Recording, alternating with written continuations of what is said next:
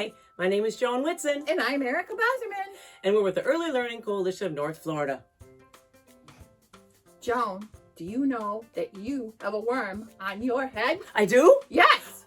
Do you know that you have a worm on your head? I do? Oh, good, because I really dig it. Spring is a great time, Erika, to talk about the one of the most amazing creatures in the world that lives in the ground, worms. Woo! We tend to see them a lot more this time of year in the spring because there's a lot more rain. Now, when talking about worms with children, we like to recommend 2 books. Show us the first one. Oh, the first one is called Worms for Lunch by Leonid Gore. This book talks about what animals eat for lunch and ends with which animals eat worms. Nom, nom, nom, nom, nom. And the second book is called Wonderful Worms by Linda Glazier. This is a fantastic book that covers a lot of facts about worms. It starts out with showing where worms live underground in the dirt. It talks about how worms dig burrows and pathways in the soil, which in turn makes the soil soft and airy so plants can grow. Erika, did you know that a worm does not have eyes or ears or a nose? Well, then how does it wear glasses?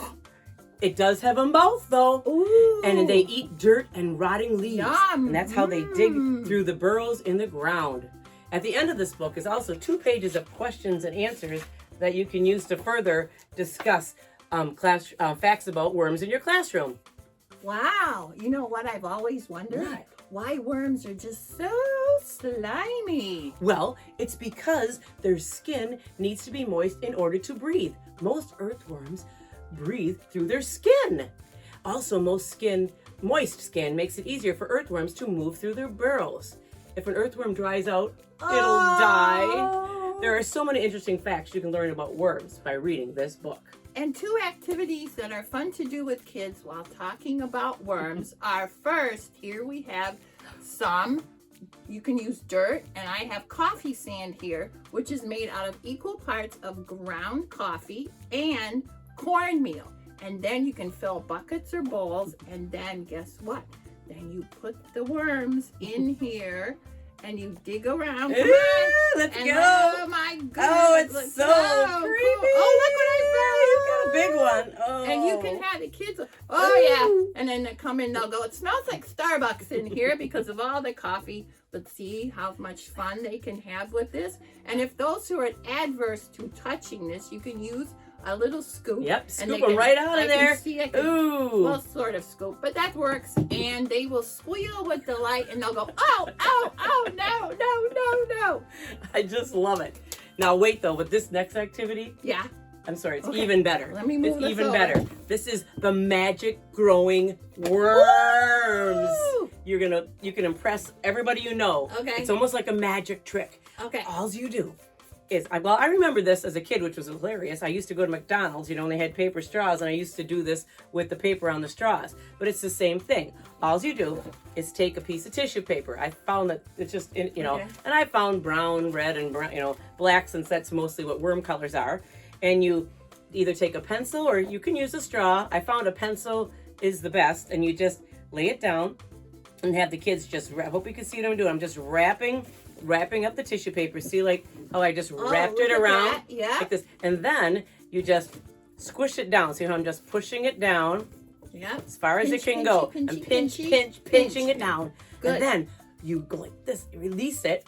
Ooh. And look at, was a good I have a pinch. worm. And then Ooh. I would recommend setting it on like a cookie tray or a plate. Like because that. now Okay. the fun part is because now you're going to drop water on it. Okay. And I like using a dropper, but I mean, if you had a spoon, or a straw, use whatever you want. So you ready for this? This is the best part. This is now the best part. I'm gonna, hopefully you guys can see what's going on when we do this. All right, ready, go.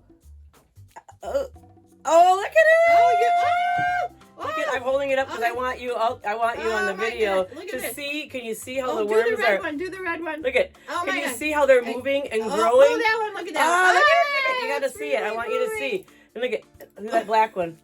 Gotta get that one. Oh my goodness, he's wiggling. Let me get this. Oh, look at it. It's growing and growing and growing and growing. Oh, that one just grew. Oh. Oh, they're together. And then a giant one. All right. right. But see how cool that was? And it was no time at all.